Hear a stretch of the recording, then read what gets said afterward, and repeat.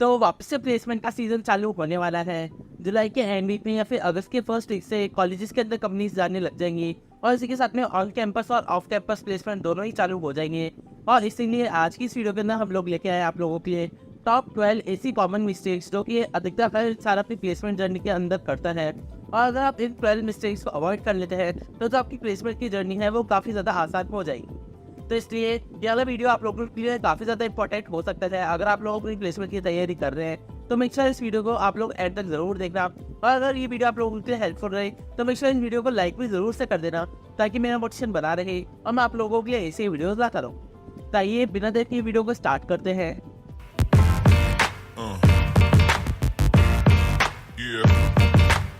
तो हमारी प्लेसमेंट की तैयारी के साथ साथ बहुत सारे लोग बहुत सारी टाइप की मिस्टेक्स कर रहे होते हैं और इसके अंदर जो सबसे बड़ी और जो सबसे कॉमन प्रॉब्लम है वो है ये कि लोग अपनी कम्युनिकेशन स्किल्स के ऊपर बिल्कुल भी ध्यान नहीं दे रहे होते हैं। और इसलिए हमारे पास में हमारा सबसे पहला पॉइंट आ जाता है वो है कम्युनिकेशन स्किल्स। अब कम्युनिकेशन स्किल्स आपकी प्लेसमेंट जर्नी के दौरान सबसे ज़्यादा इंपॉर्टेंट स्किल्स मानी जाती है। बिकॉज मान लीजिए कि आप लोग अपने कॉलेज के सबसे ज़्यादा पौधा स्टूडेंट हैं, आप लोगों ने अपनी प्लेसमेंट के लिए सब कुछ पढ़ लिया है, आप लोगों को सारी कोडिंग आती है, आप लोगों ने उस कंपनी के बारे में सब कुछ पढ़ लिया, आप लोगों को उस कंपनी के जो भी सारे क्वेश्चन है वो सारी याद हो गए हैं। बट आप लोगों की पास में जो कम्युनिकेशन स्किल्स है वो बिल्कुल भी नहीं है। मतलब कि लिए जब आप इंटरव्यू के अंदर बैठ रहे हैं और जो इंटरव्यूअर आपसे क्वेश्चन पूछा है तो आप लोगों को उसको बताने के लिए आप लोगों को आंसर तो आता है बट आप लोग अपने आंसर को समझा ही नहीं सकते हैं। तो ये आप लोगों के लिए काफ़ी ज़्यादा दिक्कत दे सकता है। बिकॉज अगर आप अपने आंसर को समझा ही नहीं पा रहे हैं तो आप उस कंपनी के अंदर कभी भी नहीं जा सकते हैं। और इस चीज़ को आप लोग रिजॉल्व करने के लिए आप लोग बहुत सारी वेबसाइट्स है जहाँ पे जाके आप लोगों को मॉक इंटरव्यूज दे सकते हो। आप लोग उन वेबसाइट्स के ऊपर जाओगे तो वहाँ पे आप लोगों को इसमें मॉक इंटरव्यू देने का ऑप्शन रहता है, तो वहाँ पे आप मॉक इंटरव्यू देके अपने डर को खोल सकते हो। या फिर आप ये कर सकते हो कि आप एक कांच के सामने चले जाओ और वहाँ पे जाके आप अपने आंसर को समझाने की कोशिश करो। ऐसे करते करते आप लोगों को 3-4 बार तो दिक्कत होगी बट धीरे धीरे आप लोगों को इसकी आदत हो जाएगी और फिर जब आप इंटरव्यूअर के सामने बैठोगे तो आप लोग उसको अच्छे से आंसर समझा पाओगे। या फिर आप लोग ये भी कर सकते हो कि आप अपने फ्रेंड को ले सकते हो, आप अपने फ्रेंड को आंसर समझाने की कोशिश कर सकते हो जिससे कि जब आप इंटरव्यूअर के सामने बैठो तो आप लोगों को ज़्यादा डर ना लगे। बात करते हैं हमारी दूसरी सबसे बड़ी मिस्टेक के बारे में और वह है कंसिस्टेंसी। अब मान लीजिए कि आप लोग अपनी प्लेसमेंट की जर्नी के दौरान टीएस या फिर कोई भी कोडिंग लैंग्वेज या फिर जो भी चीज़ आप पढ़ रहे हो उस चीज़ को पढ़ रहे हो पर आप उसके अंदर कंसिस्टेंस नहीं हो। मतलब कि आप लोग उस चीज़ को 2 दिन के लिए पढ़ते हो, फिर वापस से 5-7 दिन के लिए भूल जाते हो, फिर वापस से 2 दिन करते हो, वापस से 3-4 दिन के लिए भूल जाते हो। या फिर आप लोग आते हो एक दिन एक क्वेश्चन करते हो फिर वापस से हफ्ते भर के लिए कोई सा क्वेश्चन नहीं कर रहे होते हो। तो इससे कि ये होगा कि आप लोग वो जो एक दिन वो काम कर रहे हो वो भी आप थोड़े टाइम बाद में भूल जाओगे। तो इससे कि आप लोगों को बाद में लगेगा कि आप लोगों ने बहुत ज़्यादा पढ़ाई करी है बट असल टाइप के अंदर आप लोगों को कुछ भी नहीं आता होगा। और जब आप इंटरव्यू देने बैठोगे या फिर आप लोग कोई भी कोडिंग क्वेश्चन करने बैठोगे तो आप अपना सारा नॉलेज भूल जाओगे। इसलिए आप जो भी करो उसको पूरी कंसिस्टेंसी के साथ में करो। हम जैसे दिन के 15 मिनट की कोडिंग को दो, अगर आप लोग कोडिंग के ऊपर काम कर रहे हो तो आप सिर्फ दिन के 15 मिनट भी दोगे बट आप हर रोज़ कंसिस्टेंसी के साथ भी देते रहो। अगर आप लोग वेब डेवलपमेंट पढ़ रहे हो तो आप लोग हर रोज़ 15-15 मिनट भी दोगे तो भी आप लोग उस चीज़ को नहीं भूल रहे होगे। या फिर अगर आप लोग डीएस कर रहे हो तो भी आप लोग दिन का एक ही क्वेश्चन सही पर आप लोग हर रोज़ का क्वेश्चन करोगे तो आप लोगों के लिए काफ़ी ज़्यादा बेनिफिशियल रहेगा। बात करते हैं हमारी थर्ड सबसे कॉमन मिस्टेक के बारे में और वो है प्रोजेक्ट्स। अब प्रोजेक्ट्स आप लोगों के लिए काफ़ी ज़्यादा बेनिफिशियल रहते हैं बिकॉज जब भी आप किसी कंपनी के अंदर जा रहे होते हो तो आपके प्रोजेक्ट से आप लोगों की नॉलेज बेस को डिफाइन कर रहे होते हैं और जो इंटरव्यूअर होता है वो भी आपकी प्रोजेक्ट्स के ऊपर काफ़ी ज़्यादा क्वेश्चन पूछ रहा होता है। तो आप लोगों को सबसे ज़्यादा मेन फोकस इस बात पे करना है कि आप लोगों ने जो भी प्रोजेक्ट बनाया है उसको बिल्कुल भी कॉपी पेस्ट नहीं करना है। ना तो आपको अपने दोस्त का कॉपी पेस्ट करना है, नहीं आप लोगों को इंटरनेट से कॉपी पेस्ट करना है, नहीं आप लोगों को किसी गिटहब प्रोफाइल से कॉपी पेस्ट करना है। जो भी प्रोजेक्ट है वो आप लोगों को खुद से बनाना है, पूरा स्क्रैच से एंड तक खुद से बनाना है और उसके अंदर जो भी कोडिंग है उसकी सारी नॉलेज आप लोगों को होनी चाहिए।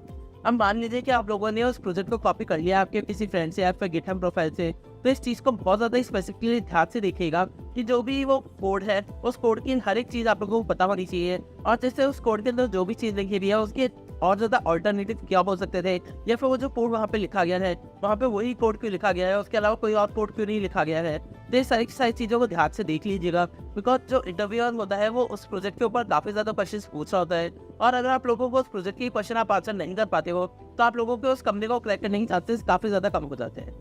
बात करते हैं हम हमारे फोर्थ सबसे कॉमन मिस्टेक के बारे में और वो है कंपैरिजन। अब बचपन से जो हमारे अंदर सबसे बुरी आदत डली हुई होती है वो यही होती है कि हम लोग खुद को किसी और से हमेशा कंपेयर कर रहे होते हैं। क्लास में भी हमारे कोई से नंबर आ जाते थे, मान लीजिए हमारे 90% आ जाते थे और किसी दूसरे बच्चे के 95% आ जाते थे, तो हम उससे खुद को कंपेयर करते रहते थे। और ऐसे ही हम लोग हर चीज़ के अंदर खुद को दूसरे के साथ में कंपेयर करते रहते हैं, और यही चीज़ आप लोगों के डाउनफॉल का काफ़ी ज़्यादा मेन कारण बन सकती है। बिकॉज मान लीजिए कि कोई दूसरा इंसान है, वो वेब डेवलपमेंट पढ़ रहा है और आप एंड्रॉइड डेवलपमेंट पढ़ रहे थे, आपने उसको वेब डेवलपमेंट पढ़ते हुए देखा, तो आप लोगों ने सोचा कि मैं भी वेब डेवलपमेंट पढ़ लेता हूँ। फिर आपने किसी दूसरे इंसान को देखा कि वो मशीन लर्निंग पढ़ रहा है, और फिर आप लोगों ने सोचा कि मैं मशीन लर्निंग क्यों नहीं कर रहा हूँ, तो फिर आप मशीन लर्निंग के ऊपर स्विच हो गए। फिर आपने किसी को देखा कि वो डीएसए कर रहे हैं, फिर आप लोग मशीन लर्निंग से डीएसए के ऊपर स्विच हो गए। और ऐसा करते करते आप लोगों के पास में थोड़ी थोड़ी तो सबकी नॉलेज हो गई, बट आप लोगों के प्रॉपर नॉलेज किसी भी सब्जेक्ट की नहीं होती है। और वहीं पे वो जो बाकी के लोग हैं, वो खुद के स्पेसिफिक डोमेन के अंदर काफ़ी अच्छी खासी नॉलेज गेन कर लेते हैं, और जब इंटरव्यू का टाइम आता है तो लोग उस स्पेसिफिक डोमेन के ऊपर अपना इंटरव्यू क्रैक कर लेते हैं। बट आपके पास में चूंकि थोड़ा सबके वक्त का नॉलेज था, तो आप लोग खुद का इंटरव्यू क्लियर नहीं कर पाते हो, और इसके कारण आप लोगों के अंदर एक डिमोटिवेशन आ जाता है कि आपके दोस्तों का प्लेसमेंट हो जा रहा है और आपका नहीं हो रहा है। तो इसलिए आप लोग कभी भी खुद को किसी दूसरे के साथ में कंपेयर मत करो। आप लोग खुद को सिर्फ खुद के साथ में कंपेयर करो कि पिछले महीने तक आप लोगों को सिर्फ वेब डेवलपमेंट आती थी, इस महीने आप लोगों को मशीन लर्निंग भी आती है, और आने वाले मंथ के अंदर मैं डीएससी की भी सारी क्वेश्चंस कर लूँगा। तो इस हिसाब से आप लोग सिर्फ खुद को खुद से कंपेयर करो। अगर आप लोग खुद को किसी दूसरे के साथ में कंपेयर करते हो, तो आप लोगों के डाउनफॉल का काफ़ी ज़्यादा मेन कारण बन सकता है। बात करते हैं हम हमारे 5th टॉपिक के बारे में, और वो है ये कि आप लोगों को हर कंपनी के लिए अपने रिज्यूमे को अलग अलग तरीके से मॉडिफाई करना होता है। अब आप अपना सेम ही रिज्यूमे हर कंपनी के अंदर नहीं भेज सकते हैं, बिकॉज हर कंपनी की अलग अलग डिमांड्स होती है। फिर चाहे वो माइक्रोसॉफ्ट हो, डीशा हो, अमेजन हो, एप्पल हो, हर कंपनी की अलग अलग डिमांड्स होती है। ऐसे आप अपने सेम रिज्यूमे को हर कंपनी के अंदर नहीं भेज सकते हो। आप लोग जिस भी कंपनी के अंदर अप्लाई कर रहे हो, आप लोग उसका जॉब डिस्क्रिप्शन पढ़ लीजिए और फिर अपने रिज्यूमे को उसी हिसाब से मॉडिफाई कर दीजिए। आप लोगों को 30-40 मिनट्स पर रिज्यूमे को मॉडिफाई करने के अंदर लगेंगे, बट उसके बाद में जो आप लोगों का रिज्यूम सिलेक्शन का जो चांसेस होगा, वो काफ़ी ज़्यादा हाई होगा उस कंपनी के अंदर, और जो एटीपी है वो भी आप लोगों के रिज्यूमे को काफ़ी ज़्यादा आगे फॉरवर्ड कर देगा। बात करते हैं हम हमारे 6th टॉपिक के बारे में, और वह है ये कि आप लोगों को एक ही जगह स्टक नहीं हो जाना है।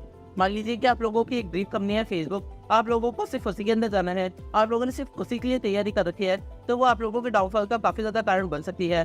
बिकॉज मान लीजिए फेसबुक के अंदर आप लोगों की नौकरी नहीं लगती है, तो फिर आप लोगों ने किसी दूसरी कंपनी के लिए तैयारी कर ही नहीं रखी है, और इसलिए आप लोगों को सिर्फ एक ही जगह स्टक नहीं होना है। आप लोगों को हर कंपनी के अंदर अप्लाई करना है, आप लोगों को हर कंपनी के अंदर उसके इंटरव्यू को क्रैक करने की कोशिश करनी है। बात करते हैं हम हमारे 7th टॉपिक के बारे में, और वो है ये कि आप लोग कभी भी 100% प्रिपेयर्ड नहीं होते हो। यानी कि आज की डेट के अंदर अगर आप किसी सीनियर डेवलपर को भी कहोगे कि जाके आप लोगों को इंटरव्यू क्रैक करना है, तो भी 100% प्रिपेयर नहीं होता है। सबको कहीं ना कहीं पर डर लगता है, और सभी के पास में कहीं ना कहीं पे वो अंडर कॉन्फिडेंट होते हैं कि वो इस इंटरव्यू को क्रैक नहीं कर पाएंगे, और ये डर आप लोगों को अपने दिमाग से निकाल देना है। बिकॉज अगर आप वहाँ पे जाके उस चीज़ को फेस ही नहीं करोगे, तो आप लोग कभी भी उस चीज़ को जान ही नहीं पाओगे। इसलिए आप लोग ये बात अपने दिमाग से हमेशा के लिए निकाल दीजिए कि आप लोग किसी भी चीज़ के लिए आप 100% प्रिपेयर हो सकते हैं, या फिर अगर आप 1 महीना और रुक जाते तो आप उस चीज़ को आराम से क्रैक कर लेते, या फिर अगर आप 2 महीना रुक जाते तो आप लोग उस चीज़ को एकदम 100% प्रिपेयर कर लेते। ऐसा कभी भी नहीं होने वाला है, बिकॉज अगर आप वो 1 या 2 महीने बाद में भी उस चीज़ को फेस करने जाओगे, तब भी आप लोगों को यही लगेगा कि काश मेरे पास थोड़ा और टाइम होता और मैं उस चीज़ को थोड़ा और अच्छे से करा होता। और इसलिए ये चीज़ भी आप लोगों पे काफ़ी ज़्यादा इससे आप लोगों को ड्रॉबैक कर सकती है, और इसलिए इस चीज़ को हमेशा अपने दिमाग से निकाल दीजिए। बात करते हैं हम हमारे 8th टॉपिक के बारे में, और वो है ये कि always belong to your environment. इसका मतलब ये होता है कि मान लीजिए आप लोग ऑन कैंपस प्लेसमेंट के अंदर जा रहे हैं, और वहाँ पे आपसे पहले जो भी बच्चा इंटरव्यू देके आया है, तो वो बाहर आके अपने इंटरव्यू के क्वेश्चंस को बता रहा होता है, तो आप उस चीज़ को उससे जाके पूछिए, और आप उससे उसका नॉलेज दीजिए कि ना आप उसने को कैसे क्वेश्चन फेस करने को मिले थे, कैसे क्वेश्चन अंदर पूछे गए हैं। इससे कि क्या होगा कि 2 क्वेश्चन आप उसको बताएंगे, 2 क्वेश्चन वो आपको बताएगा, जिससे कि आप लोगों को पता चलता रहेगा कि कंपनी कैसे इंटरव्यू क्वेश्चन पूछ रही है। और साथ ही साथ आप लोगों को अपनी नेटवर्किंग भी बढ़ानी होती है, आप लोगों को किसी दूसरे कॉलेज के स्टूडेंट से भी बात करनी होती है, आप लोगों को लिंक्डइन के ऊपर अपने नेटवर्किंग के थ्रू आप लोगों को रेफरल भी मिलने के चांसेस काफ़ी ज़्यादा होते हैं। तो इस चीज़ को आप लोगों को काफ़ी ज़्यादा ध्यान में रखना है कि आप लोगों को अपने आँख और कान खुले रखना है कि कौन सा बच्चा क्या इंटरव्यू दे के आया है। आप लोगों को उससे उसके इंटरव्यू क्वेश्चन जानने की कोशिश करनी चाहिए, और साथ ही साथ आप लोगों को अपने नेटवर्किंग को भी ज़्यादा बढ़ाना चाहिए। बात करते हैं हम हमारे 9th टॉपिक के बारे में, और वो होता है how to give online test. अब आप लोग अगर किसी भी कंपनी का ऑनलाइन टेस्ट दे रहे होते हो, तो यहाँ पे आप लोगों को 3-4 तरीके के क्वेश्चन देखने को मिलते हैं। पहला होता है एमसीक्यू, दूसरा होता है डिस्क्रिप्टिव, थर्ड होता है कोडिंग टाइप का। और यहाँ पे आप लोगों को ध्यान रखना है कि अगर आप वो टेस्ट अटेम्प्ट कर रहे हो, तो आप लोगों को जो सबसे पहले और जो सबसे मेन फोकस होता है वो होता है कोडिंग क्वेश्चन के ऊपर। बिकॉज अगर आप लोग एमसीक्यू और डिस्क्रिप्टिव टाइप के अंदर फंस जाते हो तो आप लोग कोडिंग क्वेश्चन करने के लिए आप लोगों को टाइम नहीं बचता है, और अगर आप लोग कोडिंग क्वेश्चन इंटरव्यू नहीं करते हो तो आप लोग उस कंपनी के अंदर कभी भी नहीं जा सकते हो। इसलिए आप लोगों को मेन फोकस होता है कोडिंग क्वेश्चंस का। आप लोगों को सबसे पहले अपने कोडिंग क्वेश्चंस को सॉल्व करना होता है। अगर आप लोगों के एमसीक्यू और डिस्क्रिप्टिव छूट भी जाते हैं तो भी आप लोगों को इस कंपनी के अंदर जाने के चांसेस काफ़ी ज़्यादा हाई होते हैं, बिकॉज उस कंपनी को एक कोडर चाहिए था और आप लोगों ने कोडिंग क्वेश्चन सॉल्व कर दिए हैं, तो आप लोगों का वहाँ पे एग्जाम क्लियर करने के चांसेस काफ़ी ज़्यादा हाई होते हैं। इसलिए जब भी आप लोग कोई सा ऑनलाइन टेस्ट दें तो उसके अंदर सबसे पहले मेन ध्यान यही रखें कि आप लोग वहाँ पे सबसे पहले कोडिंग क्वेश्चंस को ही अटेम्प्ट कर रहे हो। बात करते हैं हमारे 10th टॉपिक के बारे में, और वो है ये कि हाउ टू गिव इंटरव्यू। अब वहाँ पे जब भी आप इंटरव्यू देने जाते हो तो सबसे पहले तो आप लोगों ने अपनी कम्युनिकेशन स्किल्स के ऊपर तो ध्यान दे ही लिया है, पर साथ ही साथ आप लोग ये ध्यान रखिए कि जो भी इंटरव्यूअर वहाँ पे आप लोगों के सामने आए हैं वो इसलिए नहीं आया है कि वो आप लोगों को रिजेक्ट कर सके, वो इसलिए आया है कि वो आप लोगों को सेलेक्ट कर सके। बिकॉज उस इंटरव्यू को कंडक्ट कराने के पीछे काफ़ी ज़्यादा मनी और काफ़ी ज़्यादा टाइम लग चुका होता है, इसलिए वो जो भी इंटरव्यूअर आया है वो यही सोच के आया होता है कि मैं इस बच्चे को सेलेक्ट करूँगा। आप लोगों को भी इंटरव्यू यही सोच से नहीं देना होता है कि मैं ये वाला इंटरव्यू क्रैक करूँगा। इसलिए जब भी आप अपने इंटरव्यूअर को कोई सा क्वेश्चन का आंसर समझा रहे हो तो आप लोग हमेशा बड़े भाई और छोटे भाई वाली चीज़ को फोकस में रखिएगा। जहाँ पे आप लोग एक बड़े भाई हो और आप लोगों का वो जो इंटरव्यू है वो छोटा भाई है, आप लोगों को अपने आंसर को इस तरीके से समझाना है कि उसको आराम से समझ में आ जाए। साथ ही साथ आप लोगों को जिस भी कंपनी का आप लोग इंटरव्यू दे रहे हो उस कंपनी के बारे में पास्ट हिस्ट्री आप लोगों को हमेशा से जाननी होती है, जिससे कि अगर इंटरव्यू आपसे उस कंपनी के बारे में पूछ रहा होता है तो आप उस कंपनी के बारे में आराम से कॉन्फिडेंटली बता सके। वैसे आप लोगों का इंटरव्यू क्रैक करने के चांसेस काफ़ी ज़्यादा हाई हो जाते हैं। बात करते हैं हमारे 11th टॉपिक के बारे में, और वो होता है बिहेवियर एंड एटिकेट्स। अब जब भी आप लोग किसी कंपनी के अंदर इंटरव्यू देने के लिए जा रहे होते हैं तो आप लोगों का बिहेवियर काफ़ी ज़्यादा जज किया जाता है। फिर चाहे वो कोई भी कंपनी हो, बड़े लेवल की कंपनी हो, मिड कैप की कंपनी हो या फिर स्मॉल कैप की कंपनी हो, हर कंपनी के अंदर आप लोगों का बिहेवियर काफ़ी ज़्यादा नोटिस किया जाता है। बिकॉज हर कंपनी का खुद का वर्क कल्चर होता है और हर कंपनी यही चाहती है कि जो भी एम्प्लॉई आए वो उसके वर्क कल्चर के अंदर एस्टेब्लिश हो जाए। इसलिए जब भी आप इसे कंपनी के अंदर इंटरव्यू देने जाए तो आप अपने बिहेवियर के ऊपर काफ़ी ज़्यादा फोकस रख के जाइए कि आप लोग वहाँ पे कैसे बैठ रहे हो, कैसे हाथ मिला रहे हो, या फिर आप क्या क्या बातें बोल रहे हो, तो उस चीज़ के ऊपर आप लोगों को काफ़ी ज़्यादा फोकस है। बात करते हैं हमारे लास्ट टॉपिक के बारे में, और वो है ये कि आप लोगों को बिल्कुल भी डिमोटिवेट नहीं होना है। बिकॉज अगर आप लोग रिजेक्ट हो रहे हो तो आप बार बार रिजेक्ट होते रह रहे होगे, बट आप लोगों को जीत के लिए सिर्फ एक ही दिन चाहिए होता है। अगर आप लोग अपने दोस्तों को देख रहे हो कि वो लोग हर आप लोगों के दोस्त जो है वो इंटरव्यू पास कर जा रहे हैं और वो कंपनी के अंदर लग जा रहे हैं, बट आप फेल होते जा रहे हो, तो आप लोगों को ये चीज़ हमेशा ध्यान में रखनी है कि आप लोगों को एक ही बार इंटरव्यू में पास होना है और उसके बाद में आप लोगों की ज़िंदगी पे आसान हो जाएगी। जैसे आप लोगों को कभी भी डिमोटिवेट नहीं होना है। ये मान के चलिए कि आप लोगों को जो भी इंटरव्यू दे रहे हो, अगर आप वहाँ पे पास भी नहीं हो रहे हो तो वहाँ से आप लोगों को इसमें एक एक्सपीरियंस कलेक्ट हो जा रहा है, जिससे कि आप लोगों को जो फाइनल इंटरव्यू होगा जो कि आप लोगों की पूरी सिलेक्शन के अंदर काम में आएगा, उसके अंदर आप लोग उसको क्रैक कर लोगे और उसके बाद में आप लोगों की जो भी ज़िंदगी है वो काफ़ी ज़्यादा आसान हो जाएगी। तो इसलिए आप लोगों को डिमोटिवेट बिल्कुल भी नहीं होना है। और ये जो बाकी की 12 पॉइंट्स है इनको भी अगर आप ध्यान में रखते हो, अपनी प्लेसमेंट की जर्नी की तैयारी करेंगे तो आप लोगों के प्लेसमेंट की जो जर्नी है वो काफ़ी ज़्यादा आसान हो जाएगी और आप लोग प्लेसमेंट आराम से पा सकते हैं। तो इसलिए इन 12 के 12 पॉइंट्स को आराम से ध्यान में रखिएगा। और इसके अलावा अगर आप लोगों का कोई भी पॉइंट होता है तो मुझे कमेंट सेक्शन में ज़रूर बताइए।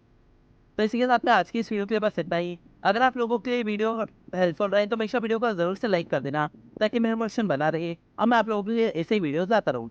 तो फिर मिलते हैं नेक्स्ट वीडियो के अंदर, तब तक के लिए जय हिंद।